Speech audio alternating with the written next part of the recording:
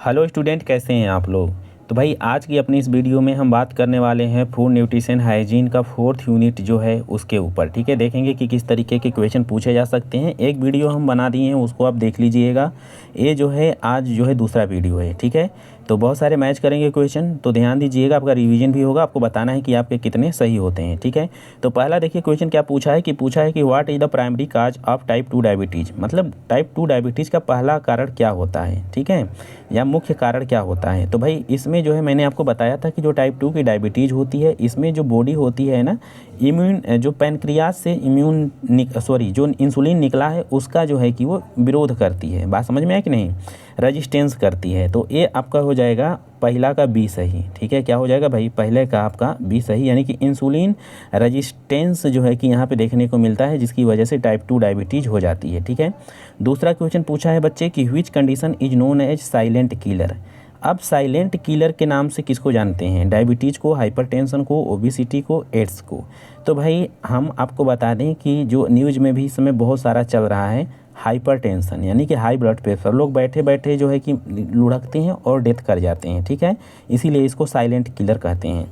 तीसरे क्वेश्चन पे चलते हैं। बच्चा पूछा हुआ है कि लंबे समय तक मोटापे का मुख्य जटिल प्रभाव क्या है, यानी कि which is the major complication of prolong obesity. मतलब लंबे समय तक किसी को मोटापा रहता है तो उसको क्या प्रॉब्लम देखने को मिलती है।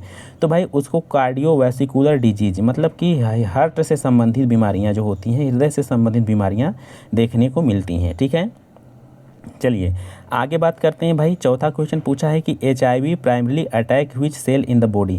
बेटा ये जो है ना कि देखो HIV जब शरीर में जाता है ना तो ये हमारे इम्यूनिटी को ख़त्म करता है। ठीक है, और इम्यूनिटी हमारी कौन सी सेल बढ़ाती है, तो CD4। क्या, CD4 या टी हेल्पर कोशिकाएं इसे बोलते हैं। CD4 को टी हेल्पर कोशिकाएं होती हैं। ये जो है पहले HIV इनको मारता है, तब जाके हमारे शरीर में प्रभाव डालता है। ठीक है, तो पहले क्या काम करता है भाई, टी हेल्पर कोशिकाएं यानी CD4 को ये मार देता है। ठीक है, चलिए आगे पाँचवें क्वेश्चन पे चलते हैं। बच्चा पूछा हुआ है कि which diet plan is best for diabetes management. अगर किसी को डायबिटीज़ हुआ है तो उसके लिए कौन सा डाइट सबसे अच्छा होता है। तो भाई आपको मैं बता दूं कि जो ए वाला सही है, यानी कि लो कार्ब डाइट, यानी कि कार्बोहाइड्रेट, चावल वगैरह आप देखेंगे तो, या मीठा जो है डायबिटीज़ के पेशेंट को खाने के लिए मना होता है। आपने सुना भी होगा, देखा भी होगा ना, तो ये आप कॉमन सेंस के आधार पर बेटा कर सकते हो। आगे बात करते हैं। देखिए छठा क्वेश्चन पूछा है कि what is the primary symptoms of constipation. ठीक है, कॉन्स्टिपेशन जो होता है, इसमें जो होता है प्राइमरी सिम्टम्स क्या होते हैं। देखो भाई हमने बता दिया कि लंबे समय तक कॉन्स्टिपेशन यानी क्रिटिकल जो कंडीशन होती है कॉन्स्टिपेशन की, वो पाइल्स होती है। ठीक है, यानी कि जो है कि क्या बोलते हैं उसको, हिंदी में बवासीर होता है।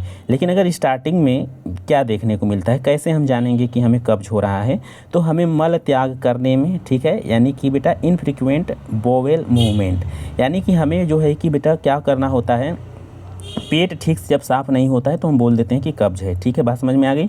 सातवें क्वेश्चन पर चलते हैं। बच्चा पूछा हुआ है कि what is the recommended BMI range for normal weight. ये आपको बताना है भाई, मैंने आपको पढ़ाया है, दांत तोड़ देंगे। ठीक है, बताओ, जो बच्चा बताएगा 3 रुपये वाली चॉकलेट मिलेगी।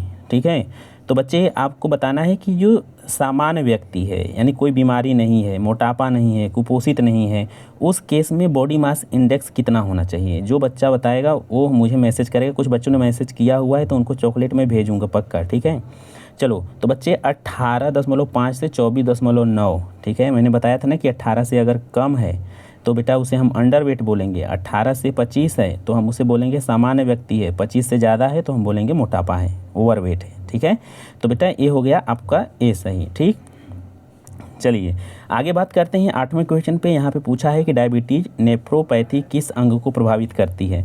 देखो भाई ये सेकेंड सेमेस्टर में हम आपको पढ़ाते हैं नेफ्रोपैथी या नेफ्रोलॉजी क्या होती है। इसमें हम किडनी का अध्ययन करते हैं नेफ्रो में। ठीक है, क्योंकि वहाँ नेफ्रॉन होते हैं। तो डायबिटीज़ नेफ्रोपैथी किस अंगों को प्रभावित करती है, तो नेफ्रो जहाँ भी आए तो आप समझ लीजिए किडनी की बात हो रही है, तो ये गुर्दे को प्रभावित करती है। ठीक है, बात समझ में आ गई। चलिए 9वां क्वेश्चन है। बच्चा पूछा हुआ है कि मोटापे से सबसे अधिक संबंधित जीवन शैली की आदत कौन सी है। यानी कि कहने का अर्थ क्या है बच्चे, कि अगर किसी को बहुत ज़्यादा मोटापा हो गया है तो क्या लाइफ पे इफ़ेक्ट क्या देखने को मिलता है। तो भाई जायज़ सी बात है, आप लोग भी जानते हो कि जो भी अगर मोटापा होता है, ठीक है, तो उसकी मेन कारण यही है कि गतिहीन जीवन शैली है, यानी कि सेडेनेटरी लाइफ स्टाइल है, यानी कि व्यक्ति जो है कि एक जगह बैठा है, कोई काम नहीं कर रहा है, ठीक है, मोटा होता जा रहा है। बात समझ में आई कि नहीं। चलिए 10वां क्वेश्चन ने पूछा है बच्चे, HIV का निदान करने के लिए कौन सा परीक्षण किया जाता है। देखिए ये भी टेस्ट किया जाता है ये सब ना। तो भाई HIV के निदान के लिए, यानी कि HIV को ख़त्म करने के लिए जो टेस्ट किया जाता है उसे बेटा उसे बोलते हैं हम एलिसा टेस्ट। क्या बोलते हैं? एलिसा टेस्ट हम बोलते हैं। एलिसा टेस्ट एक और बीमारी में होता है, हम आगे बात करेंगे उसके ऊपर, ठीक है। तो HIV के लिए पूछा जाए तो एलिसा टेस्ट बताएंगे। चलो बच्चे चलते हैं 11वें क्वेश्चन पे। पूछा है कि मधुमेह का सबसे सामान्य लक्षण क्या है, यानी डायबिटीज़ अगर किसी को हो जाती है तो बेटा उसका सबसे सामान्य लक्षण क्या है, ये सब मैंने पढ़ाया है। थकान हो जाती है, बार बार पेशाब आना होता है, चक्कर आता है, जोड़ों में दर्द होता है। तो पहला लक्षण क्या होता है बेटा? बार बार पेशाब आना होता है, ठीक है। आगे बात करते हैं बेटा 12 नंबर क्वेश्चन पे चलते हैं। पूछा हुआ है कि कब्ज को रोकने के लिए किस पोषक तत्व से भरपूर आहार की सिफारिश की जाती है, यानी कि अगर किसी को कब्ज कॉन्स्टिपेशन बन रहा है बेटा तो किस तरीके का आहार खाना चाहिए? फाइबर, प्रोटीन, कार्बोहाइड्रेट, वसा। तो मुझे पता है आप बता दिए होंगे, तो फाइबर हो जाएगा सही, ठीक है। 13वें क्वेश्चन पे चलते हैं बच्चा। पूछा है कि टाइप 2 डायबिटीज़ को नियंत्रित करने के लिए आमतौर पर कौन सी दवा दी जाती है? तो बेटा मेटफॉर्मिन बोलते हैं, मेटफॉर्मिन बोलते हैं। मेटफॉर्मिन जो होती है ये दी जाती है जो है ख़ास तौर पे जो टाइप 2 की डायबिटीज़ होती है उसको ख़त्म करने के लिए, ठीक है। आगे बात करते हैं बच्चे, HIV संक्रमण का कौन सा चरण एड्स माना जाता है? देखो बच्चे HIV क्या है ना, एक किरौना है। किरौना मतलब एक वायरस है, ठीक है। ये हमारे शरीर में जाके घुस जाता है, CD4 सेल को मारने लगता है, तो हमारे शरीर में इम्यूनिटी कमज़ोर हो जाती है ना। अब ये मान लीजिए फर्स्ट स्टेज में है तो कोई समस्या नहीं है, धीरे धीरे रिकवर किया जा सकता है, ठीक है। अगर मान लीजिए सेकेंड स्टेज में है तो समस्या कठिन हो रही है, लेकिन अगर थर्ड स्टेज में चला गया तो बेटा इसको हम बोल देंगे कि अब व्यक्ति को एड्स हो गया है, ठीक है। तो एड्स और HIV में ये अंतर है। तो जैसे कोरोना जो है बेटा वायरस था, शरीर में घुस जाता था तो कोविड-19 बीमारी हो जाती थी। बात समझ में आई कि नहीं? जैसे साल्मोनेला टाइफी बेटा एक बैक्टीरिया है, शरीर में घुस जाएगा ना तो उसमें जो बीमारी हो जाएगी उसको टाइफाइड बोलेंगे। तो उसी तरह से HIV बेटा वायरस है, शरीर में घुस जाएगा तो एड्स बीमारी हो जाती है। बात समझ में आ गई ना? HIV एड्स में अंतर क्या है? चलिए 15वें क्वेश्चन पे चलते हैं। बच्चा पूछा हुआ है कि hypertension increase the risk of the which condition, ठीक है। कहने का इसका अर्थ है बेटा कि उच्च रक्तचाप जो होता है किस स्थिति के खतरे को बढ़ा देता है, ठीक है। तो बेटा किडनी फेल होने के, देखो इसमें 4 ऑप्शन दिए हुए बेटा, आप देख लेना। अगर हाइपरटेंशन ज़्यादा रहता है ना तो किडनी फेल होने की संभावना बढ़ जाती है। बात समझ में आ गई? 15वें का क्या सही होगा? किडनी फेल होने का चांस बढ़ जाता है।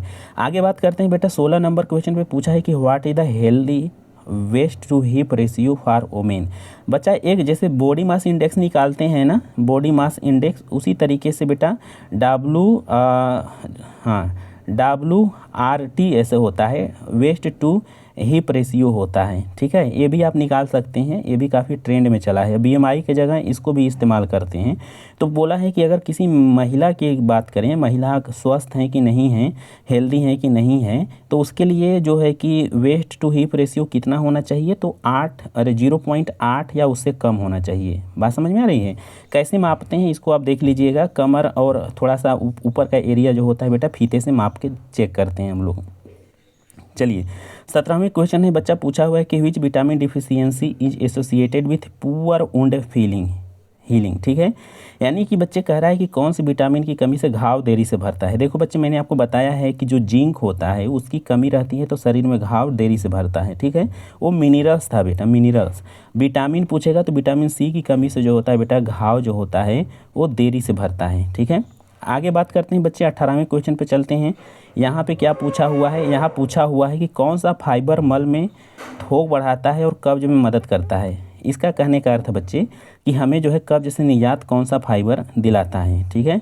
तो आपको पता है कि इनसॉल्यूबल फाइबर, ठीक है। आगे बात करते हैं बेटा, यहाँ पूछा हुआ है कि हाई ब्लड प्रेशर जो होता है, ठीक है, यानी कि उच्च रक्तचाप जो होता है, कौन सा जोखिम कारक संशोधित किया जा सकता है, ठीक है।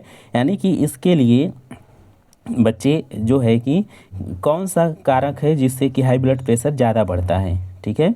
तो बच्चे ये जो है धूम्रपान वाला, ठीक है, यानी कि which is a modify risk factor of hypertension. तो धूम्रपान जो है ये वाला जो है कि हम कम कर सकते हैं, ठीक है। लेकिन अगर उम्र के अनुसार बढ़ रहा है, अनुवांशिकी के अनुसार बढ़ रहा है, जेनेटिकल है, पारिवारिक इतिहास वाला है, तो ये कम करना मुश्किल है। लेकिन अगर स्मोकिंग वाला है तो ये कम किया जा सकता है, ठीक है।